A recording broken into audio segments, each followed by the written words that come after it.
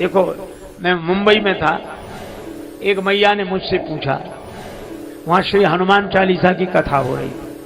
तो एक माता हमसे बोली बहुत हाथ जोड़कर, महाराज, कहा मैया बोलो, कहा हम लोग महिलाएं हनुमान चालीसा पढ़ सकती हैं? बड़े नियम बनाए गए, महिलाएं नहीं पढ़ सकती और ऐसा पूजा नहीं कर सकती। तो हमने कहा कि भैया हमसे क्या पूछती हो, हनुमान चालीसा से ही पूछ लो। बोले हनुमान चालीसा ने कहा है? हाँ कहा है। बोले क्या कहा है? हमने कहा हनुमान चालीसा में लिखा है जो यह पढ़े हनुमान चालीसा। तो जो का मतलब क्या है? पुरुष, ब्राह्मण। अरे महात्मा नहीं, जो यह पढ़े, जो पढ़े। वहां कहां नियम है?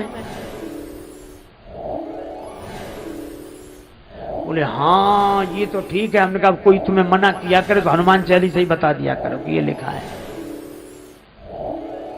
तुलसीदास जी महाराज ने हनुमान चालीसा लिखा, उन्हें कोई आपत्ति नहीं है कि कौन पढ़े।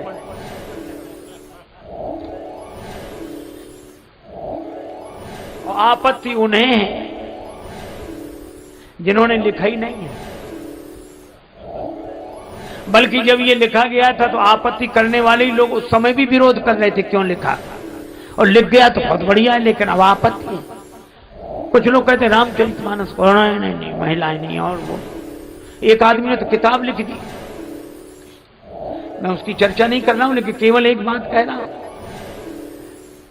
रामचरितमानस में लिखा क्या है? जे गावई यही चरित सम्हारे, ते यही ताल चतुर रखवारे। जे गावई, तुलसीदास जी को तो आपत्ति नहीं है। जे गा, उन्हें जिन्होंने लिखा उन्हें आपत्ति नहीं, हमें आपत्ति है।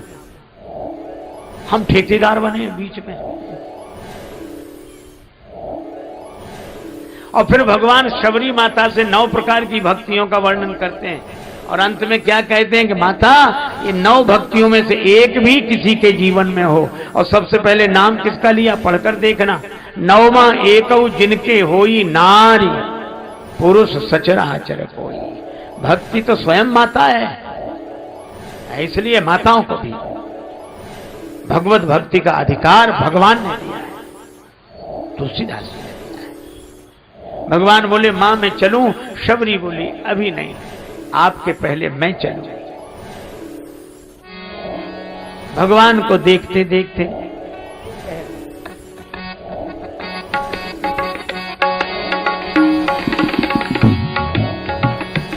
तजी जोग पावक दे, हरि पद लीन भई जहाँ नहीं फिरे।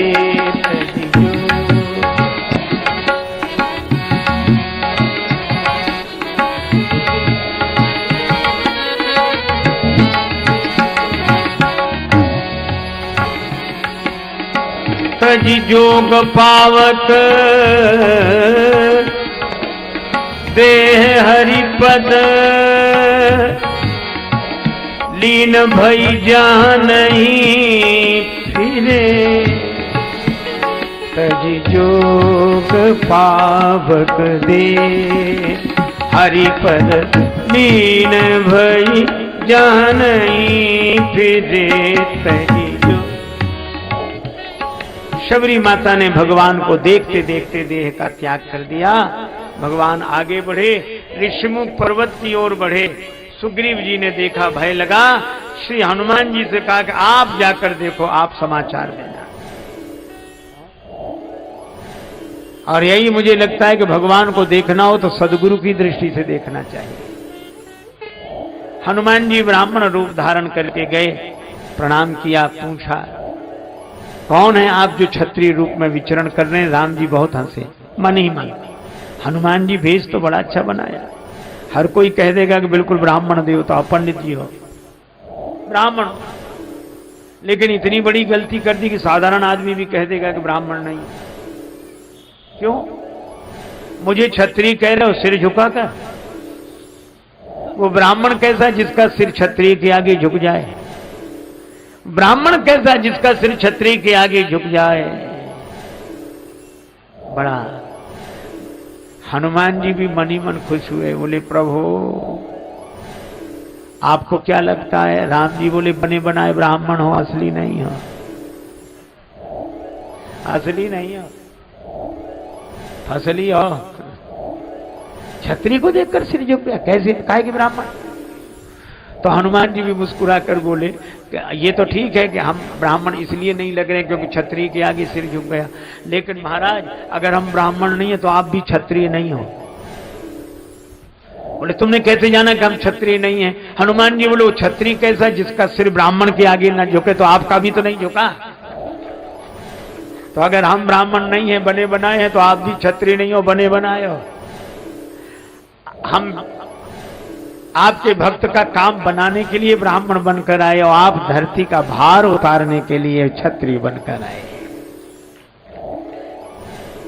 भगवान ने अपने को छिपाया, हनुमान जी ने पहचान लिया। उस जमाने की बात है जब संत भी छिपाते थे, भगवंत भी छिपाते थे। हनुमान जी भी अपने को छिपाए हैं, भगवान भी अपने को छिपाए हैं। हनुमान जी ये स्वीकार नहीं कर रहे कि हम संत नहीं, हम नहीं, और भगवान भी छिपाए हैं। आनंद ही और था, तब अब जमाना बदल गया है, कोई बात नहीं, बदलता रहता है। पहले छिपाते थे, आजकल छपाते हैं, बस ज्यादा अंतर नहीं, थोड़ा मात्रा इधर की उधर हो गई। एक महात्मा से किसी ने कहा कि महाराज आप अपनी जीवनी बताओ, जीवनी लिखा।